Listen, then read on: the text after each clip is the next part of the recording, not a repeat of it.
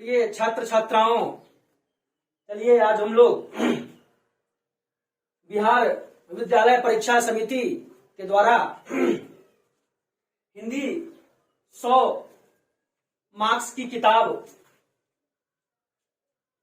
दिगंत भाग 2 के चौथे कविता की ओर हम लोग चलेंगे। छप्पे, जिसके लेखक है नाभादास। प्रथम आपके मन में उत्पन्न हो रहा होगा सवाल, बेचैनी होगी कि सर छप्पे का अर्थ क्या होता है। बुआ, छप्पे अर्थात 6 पंक्तियों वाला। नाभादास जी ने इनको लिखा है। 1570 में जन्म हुआ, 1600 में डेथ कर गए। वर्तमान तक वहां तक उनको देखा गया और एक अनुमानित बताया गया है आपकी किताब में, लेकिन अगर एग्जाम में पूछे तो आपको यही देना होगा क्योंकि कोई दूसरा आंकड़ा नहीं है। इनका अस्थायी निवास वृंदावन में रहा। और हाँ, एक बात और, इससे पहले हमने आपको करबक मलिक मोहम्मद जायसी, पद सूरदास, पद तुलसीदास के बारे में पूर्व व्याख्यान के साथ आपके सामने में उन कविताओं को प्रस्तुत किया था, एक एक पंक्ति की व्याख्या के साथ।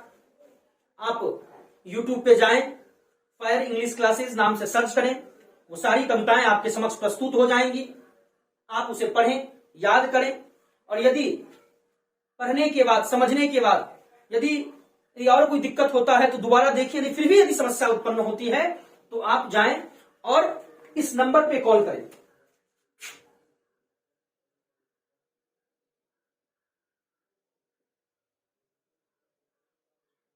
आपको चैप्टर का क्वेश्चन आंसर और ऑब्जेक्टिव भेज दिया जाएगा। तो छप्पे के बारे में बात करेंगे। अस्थायी निवास इनका वृंदावन रहा। दीक्षा गुरु इनके थे स्वामी अग्रदास, जिनको अग्र अली के नाम से भी जाना जाता है।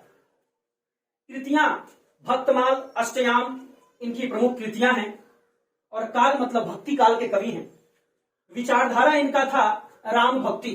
जैसे आपने कैसे पढ़ा कि सूरदास जी के बारे में, तो सूरदास जी कृष्ण के भक्त में डूबे थे, कृष्ण के भक्त थे, कृष्ण की भक्ति में डूबे थे। और ये जो है राम भक्ति में डूबे रहते थे। इनका वर्ण मतलब जाति दलित था। सबके हित का वचन कौन कहता है, कविता में पढ़िएगा तो पता चलेगा आपको। तो वो कबीरदास जी कहते हैं। कविता पढ़ने के बाद फिर हम लोग एक बार रिपीट कर लेंगे इसको। नाभादास किसके समकालीन थे, तो तुलसीदास जी के। नाभादास किसकी कविता, समकालीन मतलब एक समय में ही। नाभादास किसकी कविता सुनकर सिर झुका लेते हैं, सूरदास की। देखिए, विद्वानों का यही तो एक प्रमाण होता है। अगर एक विद्वान दूसरे विद्वान को भाव देना बंद कर दे तो फिर विद्वानता का कोई तथ्य ही नहीं रह जाएगा इस सृष्टि पे। तो भाव देते हैं एक विद्वान दूसरे विद्वान को।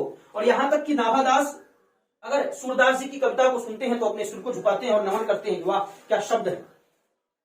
भक्त चरित्रों की माला क्या है, तो भक्तमाल है। भक्तमाल क्या है वो भी बताएंगे। छप्पे कितनी पंक्तियों का होता है, 6 पंक्तियों का ऊपर बताया हमने आपको। कौन कवि निरक्षर थे, तो कबीरदास जी निरक्षर थे। लेकिन कबीरदास जी जिस प्रकार की बातें किए हैं और फिर कहिए कि सर कबीरदास जी के बारे में यहाँ चर्चा क्यों कर रहे हैं, तो नाभादास जी के बारे में चर्चा है, तो वही बताएंगे आप। देखिए, नाभादास सगुनोपासक राम भक्त कवि थे, राम को पूजते थे। और इनकी प्रसिद्ध कृति जो रही, मतलब प्रसिद्ध रचना, वो भक्तमाल ही है। भक्तमाल के बारे में हमने बताया है आपको। भक्तमाल अर्थात भक्त चरित्रों की माला, भक्तमाल, यह इनकी प्रमुख कृति है ना। और इनकी एक और कृति है जिनका नाम है अष्टयाम। और भक्तमाल जैसा कि नाम से यह स्पष्ट है, भक्त चरित्रों की माला। संपूर्ण भक्तमाल छप्पे छंद में निबद्ध है। और एक छंद है छप्पे जो 6 पंक्तियों का होता है। और अभी जो आप ये नाभादास जी के द्वारा रचित छप्पे जो पढ़ने जा रहे हैं, यह कबीर, अब कहिएगा सर छप्पे है, आपने ठीक है करबक में मलिक मोहम्मद जायसी ने बताया है, अपने बारे में बताया है, उसमें सूरदास जी ने बताया है कृष्ण के बारे में, तुलसीदास जी ने राम के बारे में बताया है, मां सीता के बारे में बताया है। लेकिन सर छप्पे में क्या है, तो बउआ वो छप्पे जो नाभादास लिखे हुए हैं, छप्पे मतलब 6 पंक्ति का। 6 पंक्ति का 2 भाग है इसमें, एक 6 पंक्ति का, फिर नीचे 6 पंक्ति का। मतलब उसमें कबीरदास और सूरदास, कबीर और सूर के द्वारा लिखे गए छप्पे भक्तमाल से संकलित है। मतलब भक्तमाल से लिया गया है जो छप्पे आप पढ़ने जा रहे हैं। आपसे परीक्षा में यदि पूछा जाए कि नाभादास जी द्वारा रचित छप्पे कहां से लिया गया है, तो भक्तमाल से लिया गया है। बहुत अच्छी बात। चलिए ध्यान दीजिएगा, छप्पे में क्या है। तो पहले हम कबीरदास जी के बारे में कुछ बता दें आपको। कबीरदास जी एक ऐसे कवि थे, एक ऐसे लेखक थे जो सभी के हित की बात करते थे और एक क्रांतिकारी संत थे, एक क्रांतिकारी कवि थे।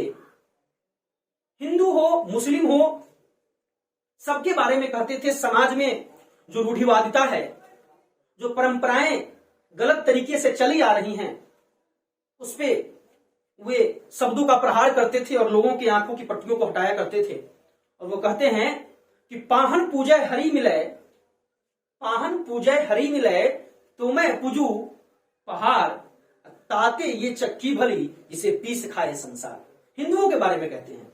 वो हिंदू और मुस्लिम किसी को नहीं छोड़े हैं।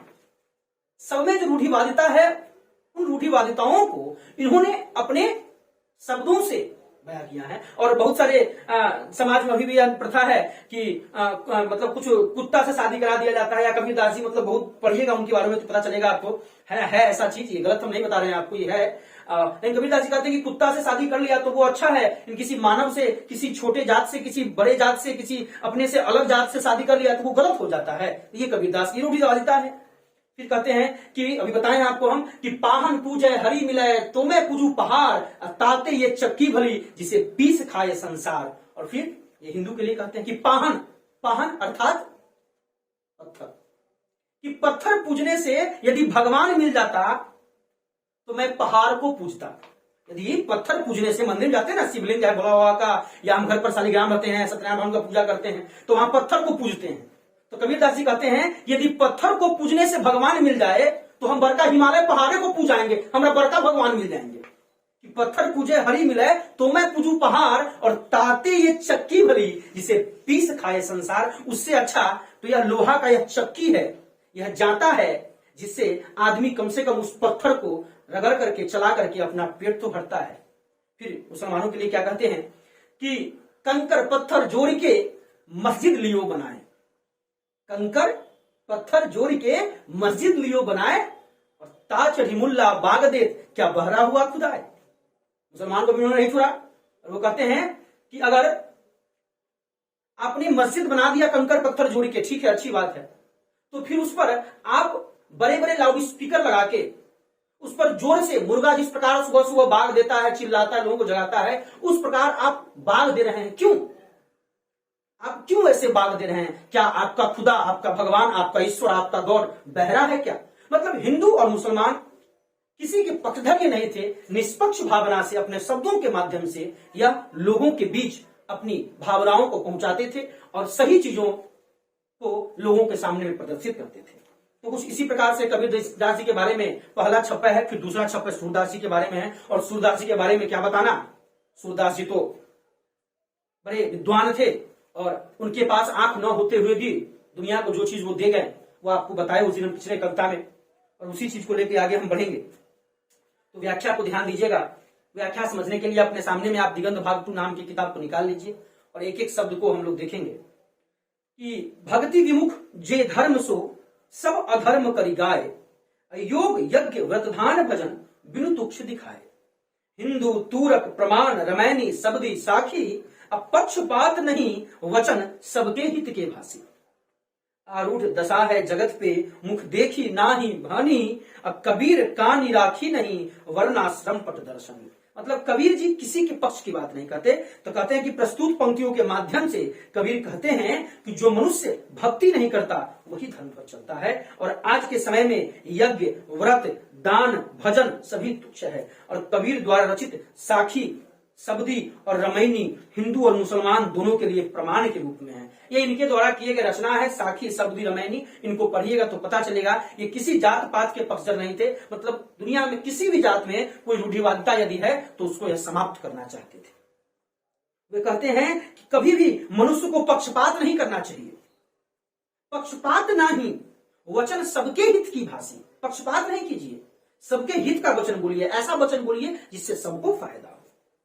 और मनुष्य को पक्षपात नहीं करना चाहिए, झूठ नहीं बोलना चाहिए, सबके हित की बात बोलनी चाहिए। यह संसार विचित्र है, यहाँ लोग प्रत्यक्ष नहीं बल्कि सुनी सुनाई चीजों पर हमर बाबा एन्ना, हमर चचा एन्ना, हमर मौसा एन्ना कहलथिन। मतलब जो रूढ़िवादिता चली आ रही है उससे हम लेके घसीट रहे हैं। हमारे समक्ष जो चीज है उसे हम नहीं देख पा रहे हैं। आज देखिए हमारे समाज में क्या रूढ़िवादिता है कि हम भगवान को मान लेते हैं कि हे भगवान हमारा बेटा हो तो हम खसी चढ़ाओ। मतलब कोई स्थान है इस साइड नेपाल में जहां पे लोग भैंसा का बलि प्रदान करते हैं, कुछ लोग परवा को बलि प्रदान, तो ये चीज मतलब गलत है। कैसे बताया जाए, मतलब जिस समाज में हम लोग जी रहे हैं, आप जाइएगा राजस्थान साइड में, तो राजस्थान में अभी भी कुछ गांव वहां है जहां बच्चा अगर बेटी जन्म लेती है तो लोग वहां अभी भी मार देते हैं। और मारने का सबसे बड़ा वजह यही है कि उन लोगों के वहां के राजपूत कुशात लोग एक ही बात कहते हैं कि हम लोग पहले के समय में जो मुगल आक्रमणकारी होते थे तो हमारी बहु बेटियों को कैद कर लेते, उससे हम लोग कमजोर पड़ जाते थे। और वही प्रथा जो चली आ रही है, वहां जब बेटी जन्म लेती है, जो दाई होती है, जन्म करवाती है, उसी को पहले तो माँ को बोला जाता है कि आप 10 से 15 दिन में इसको मार दीजिए, है ना। और नहीं माँ मारने के लिए होती है, घर की कोई बुजुर्ग दादी वगैरह वो मार देती है, या नहीं जो दाई डिलीवरी करवाती है उसको मारने के लिए कहा जाता है।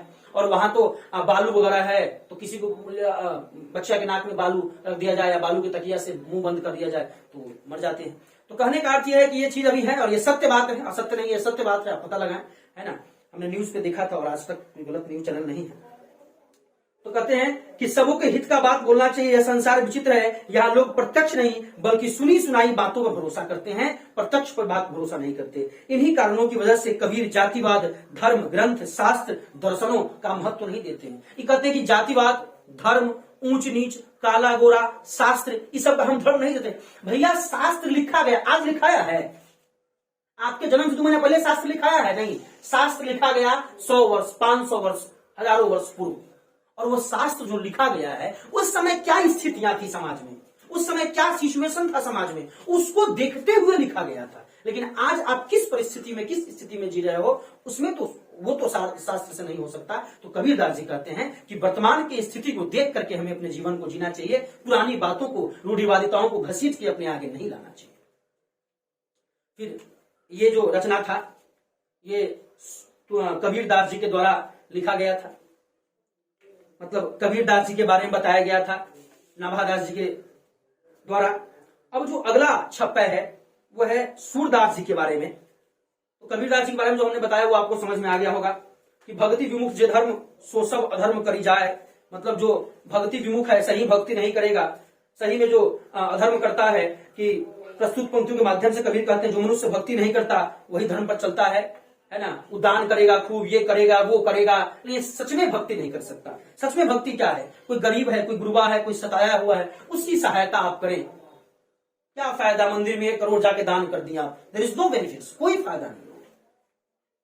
यही कहते हैं, बाद में जो समझ में आ गया होगा कि हिंदू तुरक प्रमाण रमैनी सब भी साखी, हिंदू और मुसलमान सबका अगर प्रमाण देखना है तो कबीरदास की रचना का जाकर पढ़िए, मिल जाएगा। पक्षपात नहीं करना है, सबके हित का वचन कहना है ना। जगत में, पूरे दुनिया में अजीब स्थिति बना हुआ है, लोग मुख देख के बात करते हैं। आज देखिए ना अपने गांव समाज में, जिसके पास पैसा है, जिसके पास संपत्ति है, जिसके पास शक्ति है, उसके सामने वो कुछ गलत भी करता है तो लोग नहीं बोल पाते। आज ये सच्चाई, this is the truth of our society, है ना। जिसके जो गरीब है वो कुछ भी गलत करता है, थोड़ा भी होता है, लोग उसको देकर के दबा देते हैं। सूरदास जी के बारे में क्या कहा है यहाँ नाभादास जी ने कि उक्ति चौज अनुप्रास वर्ण और स्थिति अति भारी, वचन प्रीति निर्वही, अर्थ अद्भुत तुकधारी, प्रतिबिंबित विवि दृष्टि ये हरि लीला भासी, जन्म कर्म गुण रूप सबही रचना प्रकाशी, विमल बुद्धि हो तासु की जो यह गुण सर्वनी घर है, सूर कवि तो सुनी कौन कवि, जो नहीं सिर चालन करे।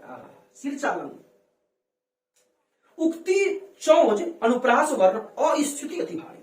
ध्यान दीजिएगा कि प्रस्तुत पंक्तियों के माध्यम से सूरदास कहते हैं, नाभादास कहते हैं कि सूरदास की रचना में ऐसा अनुप्रास मिलता है, सूरदास की रचनाओं में ऐसा अनुप्रास मिलता है कि वह इस प्रकार सजा हुआ अनुप्रास है, उनकी स्थिति दूसरों से भारी लगती है। क्यों भाई? क्योंकि इन वचनों में प्रेम का निर्वहन बड़े ही अद्भुत तुक के साथ हुआ है।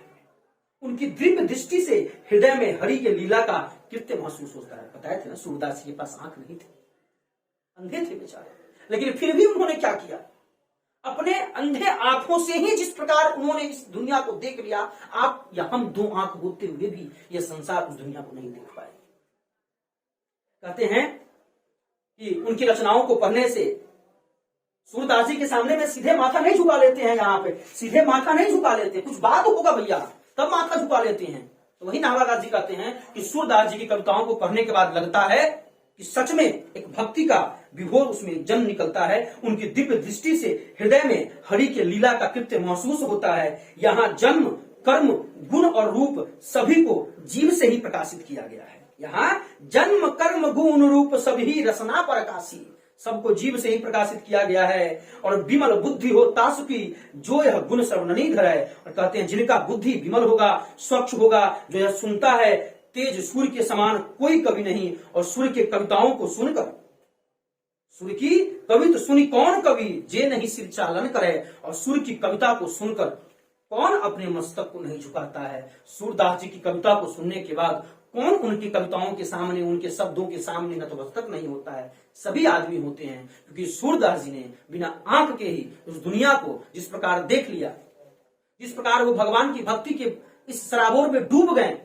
वो आदमी जिसके पास दो आंख है वह भी नहीं देख सकता जितना सूरदास जी ने देख लिया, भगवान की भक्ति को पा लिया और अपने शब्दों के माध्यम से उसे हमारे सामने में उड़ेल दिया, जिसे आज हम पढ़ रहे हैं। और शायद दो आंख होते हुए भी बहुत लोग उस चीज को प्राप्त नहीं कर सकते, उस सौभाग्य को नहीं पा सकते। तो धन्यवाद। अब इसके ऑब्जेक्टिव को एक बार और देख लेते हैं। बोलिए मेरे साथ कस कस के कि छप्पे के लेखक, छप्पे के कवि नाभादास, छप्पे के कवि नाभादास, जन्म 1570, मरण 1600, अस्थायी निवास वृंदावन, वे यूपी में वृंदावन, दीक्षा गुरु स्वामी अग्रदास। कस के बोलिए और बोल के बोलिए, तब होगा, ऐसे नहीं।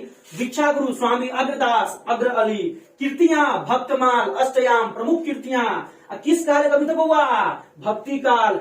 किस विचारधाराएं कवि थे? तो राम भक्ति। अब वर्ण क्या था, किस जाति से थे? तो दलित परिवार से। सबके हित का बात कौन कहता है? कबीर। कबीर सबके हित के बात कहते हैं, वो ये नहीं कहते हैं कि तू फलना जाति से है, तू फलना चीज से है, हिंदू है कि मुस्लिम है कि सिख है कि ईसाई है, उससे कोई मतलब नहीं है। यह सबके हित की बात कहते हैं। नाभादास किसके समकालीन थे? नाभादास तुलसीदास के समकालीन थे।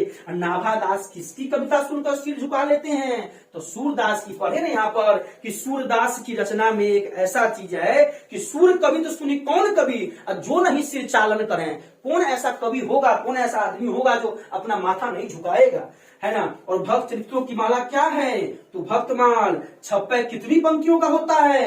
6 पंक्तियों का। और कौन कवि निरक्षर थे? तो कबीरदास निरक्षर थे। मित्रों, कहने का अर्थ यह है कि हमने आज ये चौथा नंबर पाठ जो है, 4 नंबर पाठ छप्पे नाभादास ये पढ़ा दिया आपको। अगले वीडियो में हम 5 नंबर पोएम को लेकर के आपके सामने में प्रस्तुत होंगे। अब आपका काम है इसको बार बार देखें, समझें, अपने मित्रों को बताएं और जम के शेयर करें। जितना शेयर कीजिएगा हमें उतना एनर्जी मिलेगा और फिर दुगुनी एनर्जी के साथ हम आपके सामने प्रस्तुत होंगे। यदि कोई कमी लगता है आपको पढ़ाई में तो आप जरूर बताएं कि सर यहाँ थोड़ा कमी रह गया, सर यहाँ समस्या है, सर यहाँ दिक्कत है, बताइए। मेरा नंबर आपके सामने में, आप कांटेक्ट करें, हम जरूर आपके सेवा में हाजिर होंगे। मेहनत करना आपका काम। यदि हमारे में तो कमी है तो आप बताइए और वीडियो को पूरा देखें। आधा देखने से काम नहीं चलता है। लाइक करें, शेयर भी करें और सब्सक्राइब करें, मित्रों को बताएं। धन्यवाद।